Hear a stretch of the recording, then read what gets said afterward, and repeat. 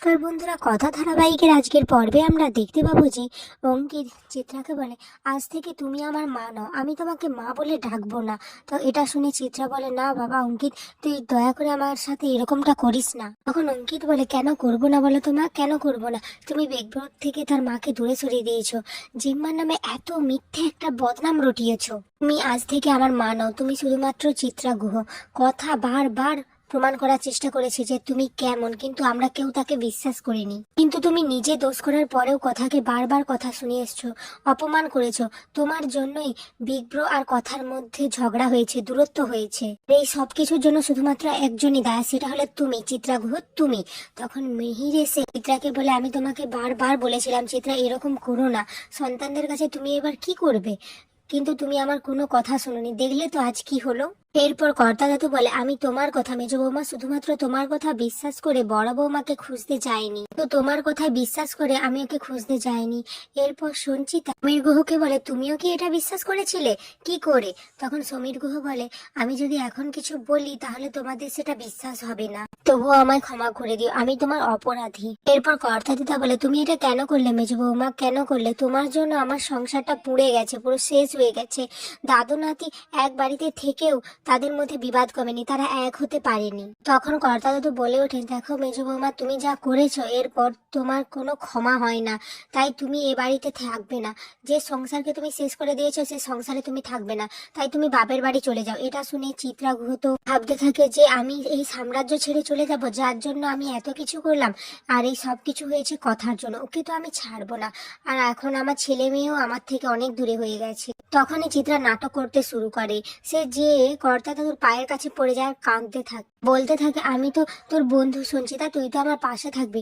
আমি খারাপ করেছি, হ্যাঁ আমি খারাপ করেছি। আপনারা সবাই জানতে চেয়েছেন না যে আমি কেন করেছি? আমি হিংসায় করেছি, কারণ মায়ের মুখে সবসময় বড় বৌমা এটা করেছে, বড় বৌমা সেটা করেছে, শুধু বড় বৌমা বড় বৌমা আর বড় বৌমা। কেউ আমার কথা তো বলছেই না যে চিত্রা, কিন্তু সবাই খালি বড় বৌমা বড় বৌমা। এরপর অগ্নি বলে যে আমি তোমাকে আমার মায়ের জায়গা দিয়েছিলাম মেজমা, কথা আমাকে অনেকবার বলেছে কিন্তু আমি বিশ্বাস করিনি, কিন্তু তুমি এরকমটা করতে পারলে। এরপর লেখা বলে, আচ্ছা মেজ বৌদি, তুমি এসব কেন করতে গেলে বলো তো? আমরা কি তোমাকে কম ভালোবাসা দিয়েছিলাম? এরপর চিত্রা ভাবতে থাকে, কি হলো, কথা কেন কিছু বলছে না? আজ যদি আমাকে বাড়ি থেকে চলে যেতে হয় তাহলে বাইরে থেকে আমি লড়াইটা লড়বো। এরপর দেখা যায় চিত্রা সবার কাছে ক্ষমা চায়। সঞ্চিতার কাছে ক্ষমা চাইতে গেলে বলে যে কথা খুব ভালো মেয়ে, ও সবার সাথে একসাথে মিলেমিশে থাকতে চায়। এরপর অর্ণা বলে, মা তুমি এটা কেন করলে? তুমি বলেছিলে না যে আমরা তোমাকে ছাড়া থাকতে পারবো না, কিন্তু আজ সেই তুমি এসব করে এই বাড়ি থেকে চলে যাচ্ছ। এরপর চিত্রা যখন বাড়ি থেকে বেরোতে যাবে তখন কথা চিত্রাকে আটকায়, বলে, মেজমা দাঁড়াও। তারপর কর্তা দাদুর কাছে গিয়ে বলে, কর্তা দাদু, আমার মনে হয় মেজমা নিজের ভুলটা বুঝতে পেরেছে। পাচক মশাই যেই কষ্টটা মাকে ছাড়া পেয়েছে সেই একই কষ্ট অঙ্কিতা আর অর্ণা পাক, সেটা আপনি কোনোদিন চান না কর্তা দাদু। আর তাছাড়া সন্তানরা যখন মায়ের থেকে দূরে হয়ে যায়, এর থেকে বড় শাস্তি আর কি হতে পারে মেজবার জন্য? কর্তা দাদু বলে, কিন্তু ও যদি এই বাড়ি থেকে না যায় তাহলে বড় বৌমার সাথে তো অবিচার হবে। তখন সঞ্চিতা বলে, না বাবা, মা সবসময় শিখিয়েছে যে বড়দের সবকিছু মেনে নিতে হয়। ওর কর্তা দাদু বলে, ঠিক আছে, এই যাত্রায় কথা মা তোমাকে থাকতে বলেছে বলেই আমি তোমাকে থাকতে দিলাম। এরপর কথা সঞ্চিতা আর চিত্রাকে সামনাসামনি এনে বলে, না এবারে দুই বন্ধু মিলে দুই যা হয়ে কিভাবে সংসার করো আমাদের শেখাও তো, আমি আর জুনিও ওভাবে শিখবো। কি শেখাবে তো? তখন চিত্রা বলে, হ্যাঁ কেন শেখাবো না, অবশ্যই শেখাবো। এরপর চিত্রা কথাকে জড়িয়ে ধরে বলে, কথা আমাকে তুমি ক্ষমা করে দাও, আমি তোমাকে অনেক ভুল বুঝেছি, অনেক কথা শুনিয়েছি। এরপর চিত্রা মনে মনে বলতে থাকে, আমি তোমাকে শেষ করে ফেলবো, কথা শেষ করে ফেলবো। আমার তোমার জন্য, শুধুমাত্র তোমার জন্য আমার ছেলে মেয়েরা আমার থেকে আজ দূরে সরে গিয়েছে।